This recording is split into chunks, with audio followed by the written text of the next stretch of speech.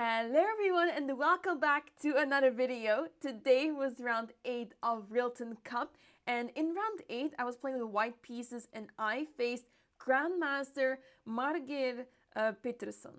I hope I pronounced it correctly. My opponent of today has a very rich history as he was one of the top players many years ago. He has been a Grandmaster for a very long time, and yeah, he is still playing at a very high level. He did drop some rating from 2500, but yeah, he's still playing at a very high level. And yeah, he played against some very impressive players in his career. So I didn't have much time to look into the details, but I was very impressed with the list of opponents that he faced. So I was playing with white pieces and I started with the move e4 this time. My opponent for c5, knight f3, g6, and this is the hyper accelerated dragon. So this was one of the openings that I was expecting. I played d4, c takes d4, and I played queen takes d4. This is a move that I usually don't play, but for this game I prepared this line. Knight f6 is played, and here knight c3. Here knight c6, queen a4, d6, and here I decided to go for e5. So this was all part of my preparation. D takes e5, knight takes e5, and here my opponent went for bishop g7, and this surprised me a little bit for some reason because I was mostly expecting bishop d7. I was kind of losing the thread already because I couldn't really remember properly what I had prepared here because it was quite self-explanatory. I take on c6 and then bishop b5 and life's good. But yeah, when my opponent went bishop g7, I was a bit surprised. I thought, okay, I don't know. I guess I'm just playing bishop b5, short castle, knight takes c6, b takes c6, bishop takes c6, and I just want a pawn. And I was so confused because I thought, is this all like theory? Like, am I not just a full pawn up? And yes, I'm down and behind in development, but after bishop d7, I play short castle, and if my king is safe, that's a miracle. And my king is safe. And my pieces are quite active. The bishop is planning to go out soon. And yeah, after rook c8, I took on d7, queen takes d7.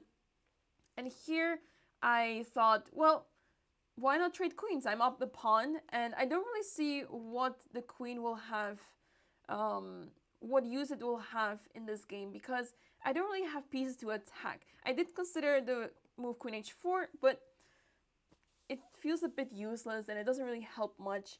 Apparently queen a6 is the very top move, but it turns out that this position is already completely equal.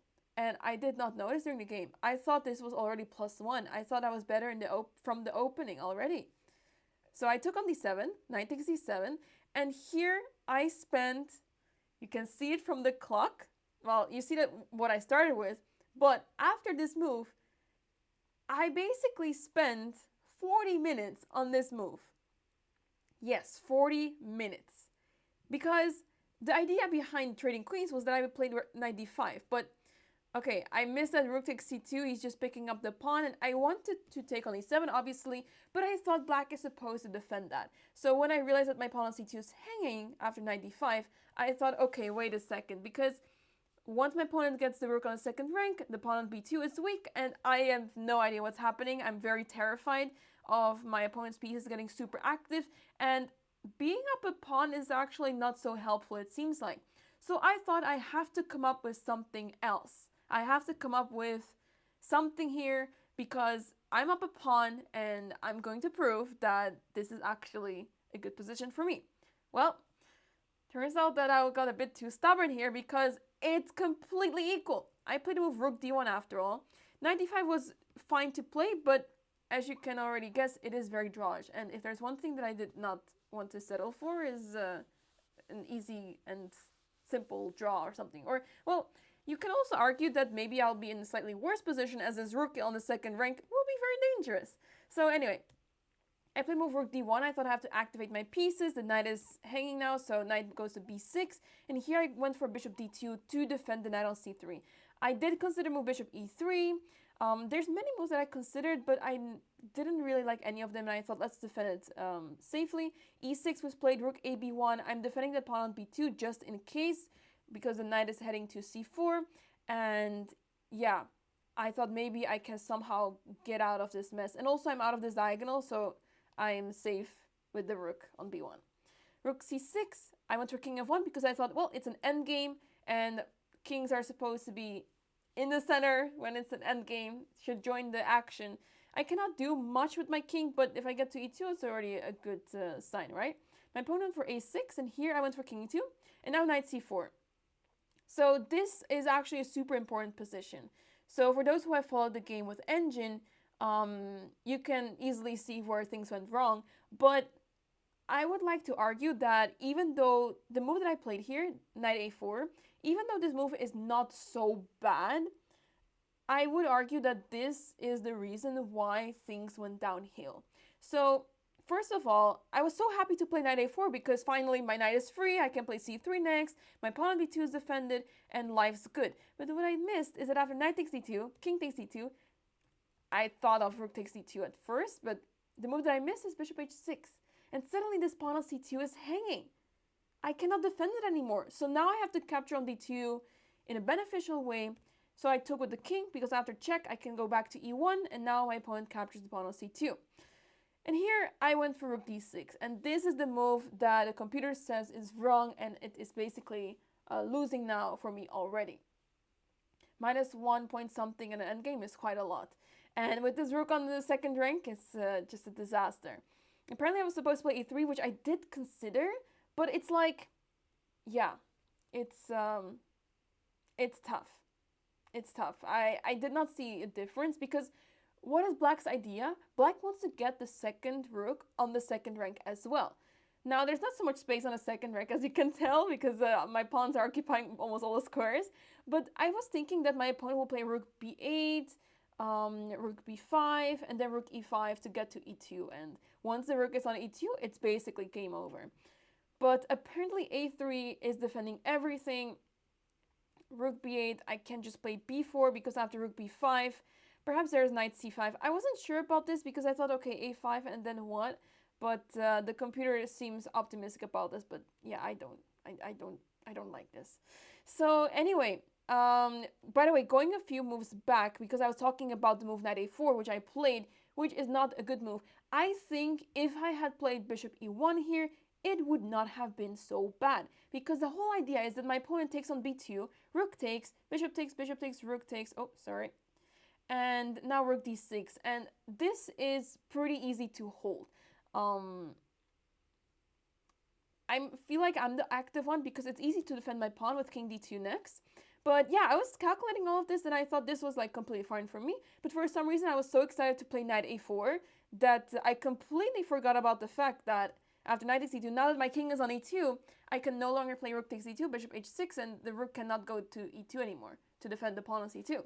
So yeah, that's why this is what happened, rook takes c2, and now after rook d6, this is basically where things went completely wrong. Because now rook b5, king f1, because my opponent is going to play rook e5, rook e2.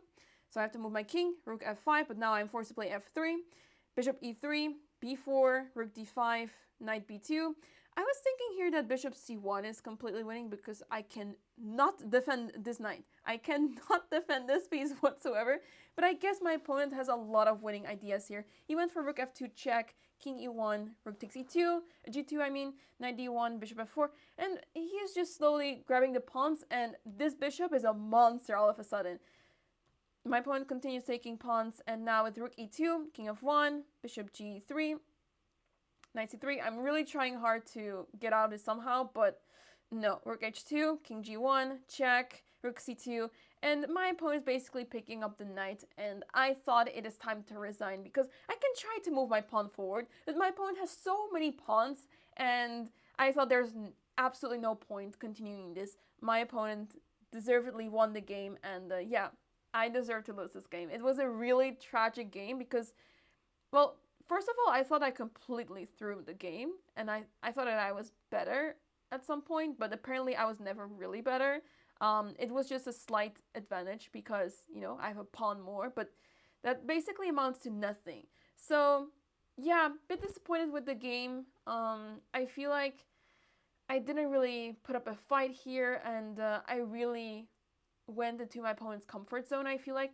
I was thinking that my opponent misplayed quite a few endgames in his games, so that's why I was happy to go into this endgame, but it didn't quite work out, and it was me who was struggling instead of my opponent. So yeah, very tough game, and with this loss, it also means that I basically have no more chances for Norm any longer, which is of course sad because I had such a good tournament, and yeah, it was quite a roller coaster, but mostly in a good way because having 2 wins in a row against 2300s just felt truly amazing. And the games were of really good quality, I feel like. But the last 2 games have been really difficult. And yeah, it's just difficult to be so consistently strong throughout a tournament.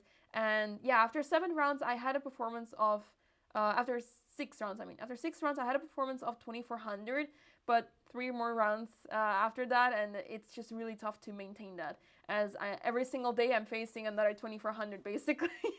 So yeah, anyway, tough game, but a lot to take away from, and yeah, tomorrow is the last round, so I'm going to do my best, and hopefully I finish on a high note, so I can go home peacefully and feel, happy because losing 2 games in a row is not fun. And I already been there in the first 2 games. It's not fun, even when you're playing much higher rated opponents. But okay, in any case, I'm going to do my best tomorrow. Thanks so much for watching, and I hope to see you guys in the next video. Bye!